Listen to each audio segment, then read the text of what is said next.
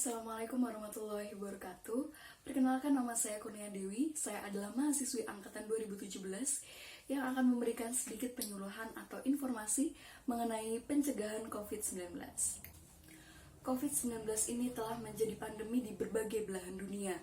Beberapa waktu yang lalu, CDC atau Pusat Pengendalian dan Pencegahan Penyakit di Amerika Serikat mengemukakan beberapa gejala terbaru yang dialami oleh pasien.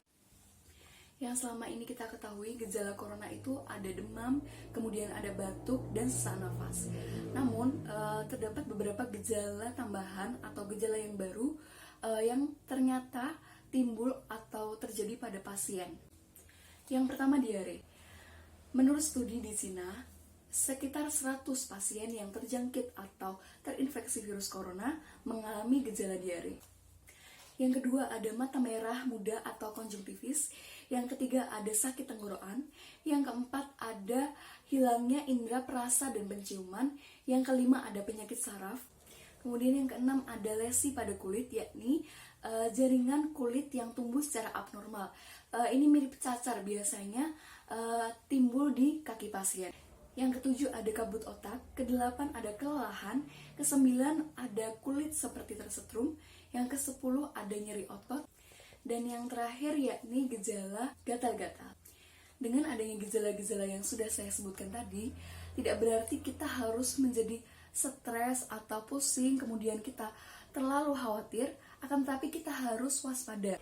Karena sekarang era yang berlaku atau ditetapkan oleh pemerintah adalah era new normal, yakni dengan tatanan baru agar kita dapat beraktivitas di luar, tetapi harus tetap memenuhi protokol kesehatan yang ada. Nah, kita harus melakukan antisipasi atau langkah dan cara pencegahan sebagai berikut. Yang pertama, cuci tangan sesering mungkin dengan sabun atau antimikroba lainnya dengan membilasnya dengan air yang mengalir.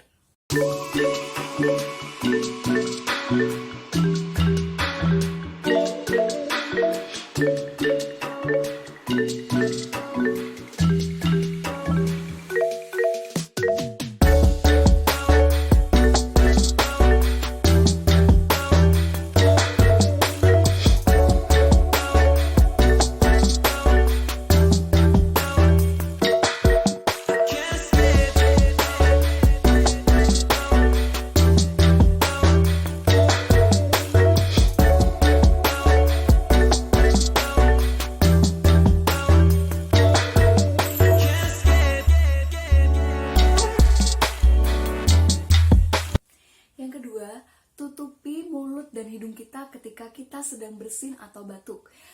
Jangan sampai kita menutupi mulut dan hidung dengan tangan kosong. Baiknya kita menyediakan tisu atau kita memakai masker, handuk yang bersih, dan juga dengan sikut jika tidak ada ya. Yang ketiga, kita bisa memperkuat imunitas tubuh ya. Dengan cara apa? Dengan cara menjaga pola makan. Kemudian istirahat yang teratur. Yang ketiga, ada olahraga yang cukup, minimal sehari 1 jam. Kemudian jangan terlalu memforsir tenaga kita dalam bekerja. Jadi kita harus pandai-pandai mengetahui berapa jam badan kita sanggup bekerja dalam setiap harinya.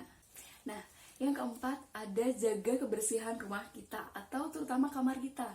Nah, kebersihan itu bisa mulai dari kebersihan lantai, kemudian perabot, dan jangan lupa rutin untuk buang sampah ya. Jangan sampai sampah menumpuk di rumah kita.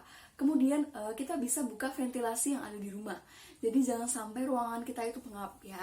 Jadi ketika pagi hari cahaya matahari bisa masuk, kemudian udara segar juga bisa masuk sehingga terjadi sirkulasi udara. Nah, yang kelima, hindari tempat yang ramai. Usahakan kita bisa menentukan tempat-tempat yang mana kita bisa melakukan physical distancing atau berjaga jarak ya dengan orang. Nah, dengan begitu kita bisa mengurangi resiko untuk tertular COVID. Nah, yang selanjutnya, jika kita terpaksa untuk keluar rumah, maka kita harus tetap menggunakan masker. Masker ini sangat penting untuk melindungi kita dari percikan atau droplet tadi ya. Ketika ada orang bersin atau batuk, masker itu bisa melindungi diri kita. Cara atau langkah selanjutnya adalah kita bisa menyemprotkan atau memberikan cairan desinfektan, bisa kita buat sendiri atau kita beli. Nah, yang terakhir, carilah pertolongan atau segera ke dokter dan rumah sakit yang terdekat jika Anda mengalami gejala-gejala yang sudah saya sebutkan di awal tadi ya. Nah, jangan tunggu sampai gejala tersebut semakin parah atau telat. Jangan lupa ya untuk melakukan langkah-langkah tadi atau cara tadi dengan rutin setiap harinya. Kemudian tetap waspada ketika berada di luar, dan jangan lupa tetap jaga kesehatan ya dan imunitas. Ya, sekian video penyuluhan atau video informasi mengenai pencegahan penularan COVID-19 dari saya. Kurang lebihnya mohon maaf. Wassalamualaikum warahmatullahi wabarakatuh.